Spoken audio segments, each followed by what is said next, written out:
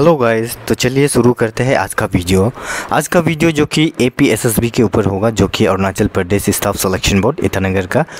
और date of notification कब आया था? एक्चुअली बहुत पहले आ चुका था, 16 जुलाई को।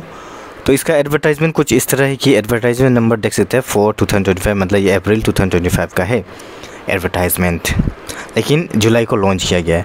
तो इसमें ये बताया कि कंबाइंड सेकेंडरी लेवल एग्जामिनेशन 25, मतलब बता रहे कि ये CSLE एग्ज़ामिनेशन है, ये क्लास 10 लेवल का एग्ज़ामिनेशन है। जो क्लास 10 पास कर चुका है वो सभी इस एग्ज़ामिनेशन के लिए एलिजिबल है। तो इसमें बोला गया कि only online applications will be accepted, जो भी किया जाएगा सभी का ऑनलाइन एप्लीकेशन को एक्सेप्ट किया जाएगा। कोई भी एप्लीकेशन रिसीव करेगा किसी का हाथ और दूसरा कोई भी मोड से, वो रिजेक्ट किया जाएगा।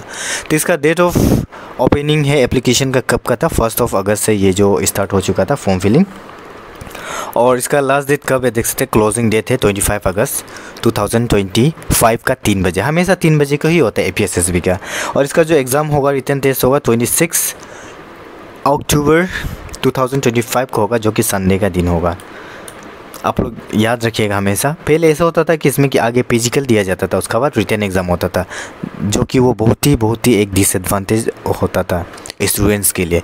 लेकिन इस बार ऐसे कर दिया कि आगे आपका एग्जामिनेशंस होगा, उसमें जितना स्टूडेंट पास होगा, चाहे वो उसका फिजिकल अच्छा ही क्यों ना हो, बट वो रिटन में फेल हो गया मतलब वो एलिजिबल नहीं है फिजिकल टेस्ट के लिए। तो सबसे आगे आप लोग का रिटन एग्ज़ाम होगा। जितना स्टूडेंट रिटन क्लियर किया है उनमें से क्लियर किया वाला स्टूडेंट जाएगा PET फिजिकल एफिशिएंसी टेस्ट, और PST के लिए जाएगा, जो कि 18 नवंबर को होगा इसी साल का। और जो PET क्वालिफाई कर लेगा वो डायरेक्ट बन जाएगा जो इसका पोस्ट है। तो चलिए देखते हैं अभी हम लोग डिटेल और पोस्ट ना। तो इसका डिटेल्स कुछ इस तरह है कि पोस्ट कोड दिया गया है, ये सब पोस्ट कोड है, कोई भी पोस्ट का ये कोड है। जैसे कि 1525 में क्या दिया, इसमें बोला गया कि कांस्टेबल है अरुणाचल प्रदेश पुलिस बटालियन का ना, जिसमें टोटल 20 APST का रिजर्व 5 है, टोटल 25 है। और इसमें एक सर्विसमैन के लिए भी है जो पहले काम कर चुका था, रिटायर हो चुका है ना, या फिर छोड़ दिया है रिज़ाइन देके, उन लोगों के लिए भी है। कांस्टेबल सिविल पुलिस में भी है आपका 210 + 50, टोटल 268। बहुत ही ज़्यादा सीट्स है इसमें कांस्टेबल के लिए, बहुत ही अच्छा है। और इसमें प्लस एक सर्विसमैन, कहीं ना कहीं कह सकते हैं इसमें 290 सीट्स है कांस्टेबल के लिए सिविल पुलिस में, जो कि बहुत ही बड़ा ये एक नंबर्स है। अभी देखते हैं हम लोग कांस्टेबल जो टैक्स एक्सरसाइज एंड क्या है नारकोटिक्स के लिए, ये ड्रग्स ये सब में है टैक्स डिपार्टमेंट का, तो इसमें कम है सीट्स। फायरमैन का हम लोग देखते हैं, फायरमैन में 41 + 10 टोटल 51 सीट्स है, और 4 एक्स सर्विसमैन के लिए है। और नेक्स्ट पोस्ट का बात करते हैं तो ये है लेबोरेटरी अटेंडेंट, इसमें है टोटल 3 सीट्स सिर्फ, और ये है लेबोरेटरी अटेंडेंट। ये जो कौन सा डिपार्टमेंट है बोलने से पब्लिक लाइब्रेरीज के लिए है, इसमें टोटल 2 ही सीट्स है। और भी एक है जो कि मैनुअल असिस्टेंट में ये अलग अलग डिपार्टमेंट में, अब DC अपर रहता है, DC lower Siang, DC Siang, upper Siang election, PHQ, अलग अलग डिपार्टमेंट में दिया गया इसमें। चलिए अभी देखते हैं हम लोग MTS भी है इसमें, अभी अलग अलग डिपार्टमेंट में, चाहे वो ट्रीम्स हो गया, उसके बाद सेक्रेटरीट हो गया, टेक्सटाइल हैंडीक्राफ्ट हो गया, अलग अलग जगहों पे MTS चौकीदार भी है, MTS कुक है, MTS गेस्टेनर ऑपरेटर है, MTS मेल अटेंडेंट है, MTS माली है जो कि काम करता है बागान, ये सब। MTS में पियोन है, ये सब तो बहुत ही कम ही है सीट्स। MTS पियोन है, अलग अलग डिपार्टमेंट में आप लोग देख सकता है MTS पियोन। MTS स्वीपर है, इसमें एक ये भी अनरिजर्व के लिए 2 ना, ठीक है, ICR रीजन के लिए, ये वेस्ट सियांग के लिए ना, आलो के लिए। तो जितना भी क्लास 10 पास का आया है नोटिफिकेशन, इसमें टोटल ऑफ APST के लिए 348 है, अनरिजर्व के लिए 113, और PWD के लिए 3 है, एक सर्विसमैन के लिए 13 है। तो कुल मिला के कम से कम 29, 30, 60, 493 पोस्ट आया है टोटल। और इसमें मेंशन किया कि PWD कैटेगरी का vacancy 1 post of MTS under secretary administration deaf and hard of hearing, कोई बहरा सुनने में थोड़ा तकलीफ होगा उन लोगों के लिए। और उन सब का टेस्ट ये ट्रीम्स में किया जाएगा, और वहाँ पे सर्टिफिकेट भी आप लोगों को वहीं प्रोवाइड करना पड़ेगा प्रूफ के लिए। और इसमें कुछ एक और है कि अभी हम लोग एजुकेशनल क्वालिफिकेशन को चेक कर लेते हैं, pay scale, age limit, as per recruitment rules ना। पोस्ट कोड 1525, ये जो कि क्या है कॉन्स्टेबल है APPB इनका। इसमें बोला गया कि फिजिकल स्टैंडर्ड जो कि हाइट का होना है, मेल का 165 है जो कि ये जनरल के लिए है, 160 APST के लिए। फीमेल का 157 सेंटीमीटर और 152 सेंटीमीटर ये APST के लिए। मतलब लगभग इसमें 5.4 है, इसमें 5.2 ऐसे है APST के लिए। और चेस्ट को बोला गया सभी कैटेगरी के लिए सेम होगा चेस्ट, जो कि जैसे कि नॉर्मल में 79 सेंटीमीटर होना है मेल का, और एक्सपांड जब सांस लेके फूल आता है उसमें 84 होना है। और फीमेल्स के लिए नहीं बताया, जितना भी हो चल जाएगा बोला है। अभी बात करें हम लोग PET टेस्ट के लिए, फिजिकल एफिशिएंसी टेस्ट। इसमें इवेंट्स क्या क्या दिया गया है। 100 मीटर रेस, इसमें कितना 16 सेकेंड में 100 मीटर हम लोग को कवर करना है, और फीमेल का 19 सेकेंड में कवर करना है। और मेल का 1500 मीटर रेस जो कि 8 मिनट में भी करना है। अगर 16 सेकेंड में 100 मीटर कर सकते हैं तो आप 15 मीटर मतलब 1 किलोमीटर 1.5 किलोमीटर जो कि आप 8 मिनट में कवर करना है, ऑलमोस्ट कर लेना चाहिए। और 800 मीटर रेस का तो टाइमिंग नहीं दिया एक्चुअली, सिर्फ फीमेल का दिया है, जितना में भी कर सकते हैं। Okay, no problem. High jump बोला कि मैक्सिमम 3 अटेम्प्ट देगा 107 सेंटीमीटर्स के लिए। अब्बा फिर लॉन्ग जंप बोला कि लॉन्ग जंप है 11 फीट दिया है, चल जाएगा, ये तो थोड़ा ज़्यादा है लेकिन भी। फीमेल्स का 90 है आपका हाई जंप, और 90 सेंटीमीटर हाइट में मारना है, और लॉन्ग जंप है 9 फीट।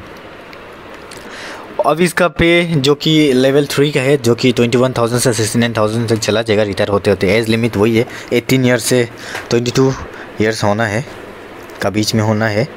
इसका रिलैक्सेशन कितना दिया है APST के लिए है। अच्छा, इसमें बहुत कम है ना एयरपिन के लिए। अच्छा, फिर अभी ये कॉन्स्टेबल का बात करें, इसमें एज लिमिट भी सेम ही 18 से 22 ईयर्स होना है। APST को रिलैक्सेशन मिलेगा, और इसका जो कि फिजिकल एफिशिएंसी टेस्ट ऑलमोस्ट लगभग सेम है, नो चेंजेस। PET भी ऑलमोस्ट सेम, चेंजेस कुछ भी चेंजेस नहीं है, सब सेम है।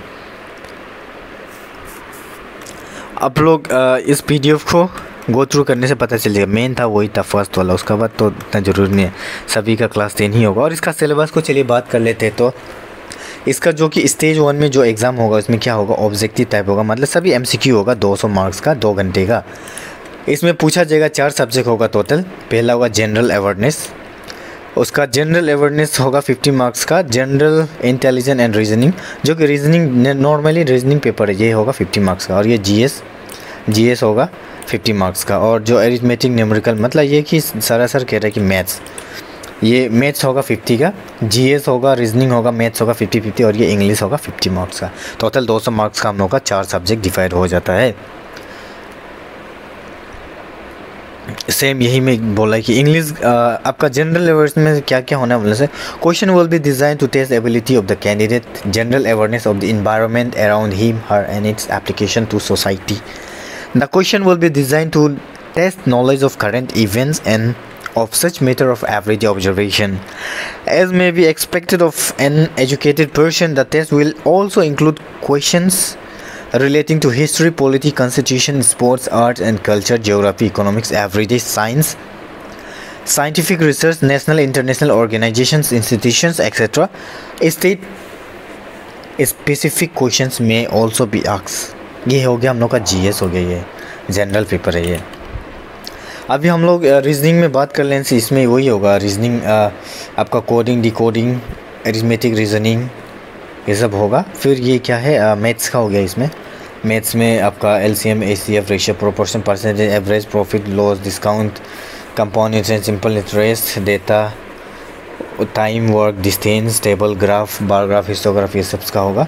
और इंग्लिश में बताया गया कि आपका direct speech, indirect speech, narrations, सफलिंग होगा, रीअरेंज होगा, ट्रू फॉल्स होगा, फिल इन द ब्लैंक्स होगा, एंटीनोम्स, साइनोनोम्स, एंटीनोम्स, स्पेलिंग, डिटेक्टिंग कुछ गलत होगा, स्पेलिंग या मिस स्पेल होगा, उसको आप लोगों को फाइंस करना है। आइटम्स होगा, फेरेस होगा, वन वर्ड सब्स्टिट्यूशंस होगा, ये सब कुछ होगा। ये सब का आपको सिलेबस और क्लासेस आपको यूट्यूब में मिल जाएगा, मेरे दूसरे चैनल में मैं आप लोगों को बता दूँगा।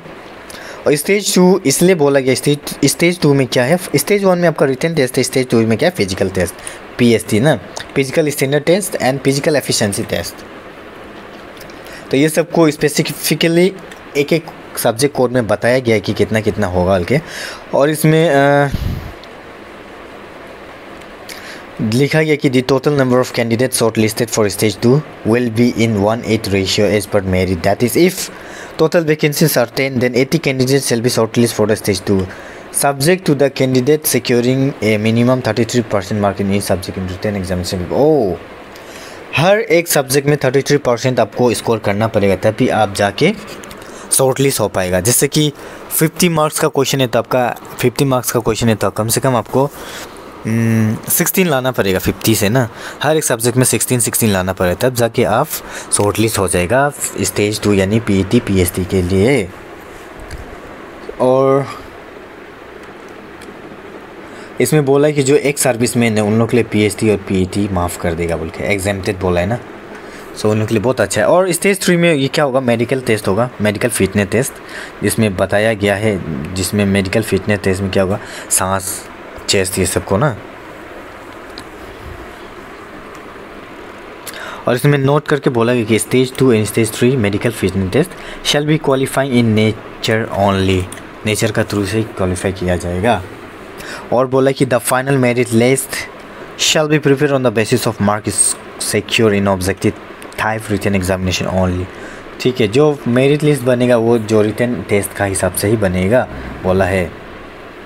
तो गाइस किसको इसको कैसे अप्लाई करना है बोलने से apssb.nic.in पे जाना है और आप लोगों को क्या क्या डॉक्यूमेंट होना बोलने से सिग्नेचर होना है वाइट पेपर में, जो कि ब्लैक इंक पेन से लिखना है। लेटेस्ट और रिसेंट पास फोटो साइज़ होना है, इसका 50 से 100 KB में होना है और ये 10 to 50 KB में होना है। ये PWD स्टूडेंट के लिए कुछ दिया गया है गाइडलाइंस। तो चलिए ये वीडियो इतना ख़त्म करते हैं। अगर वीडियो अच्छा लगा हो तो आप ज़रूर लाइक करना, सब्सक्राइब करना, नहीं हो तो प्लीज़ सपोर्ट करना मुझे। और यहाँ एग्जामिनेशन सेंटर भी बताया गया, ये आप लोग को बता देगा, बोमडिला, सेप्पा, फासिगद, आलो, इथानिकल कैपिटल रीजन, पापुमपारे, ज़ीरो, तेजू, नामसाई, चांगलांग, तावांग, खोंसा, रोइंग, लोंगडिंग, यिंगक्योंग, जितना भी बड़ा बड़ा दूर दूर शहर है, डिस्ट्रिक्ट है, उन सभी में दिया गया है। तो गाइज़ ये था एक छोटा सा वीडियो जो कि आप लोगों को हेल्पफुल हुआ, तो प्लीज़ प्लीज़ प्लीज़ लाइक करके सब्सक्राइब करके जाना और मुझे सपोर्ट करना ऐसे ही नए नए वीडियो लेटेस्ट के लिए। Thank you.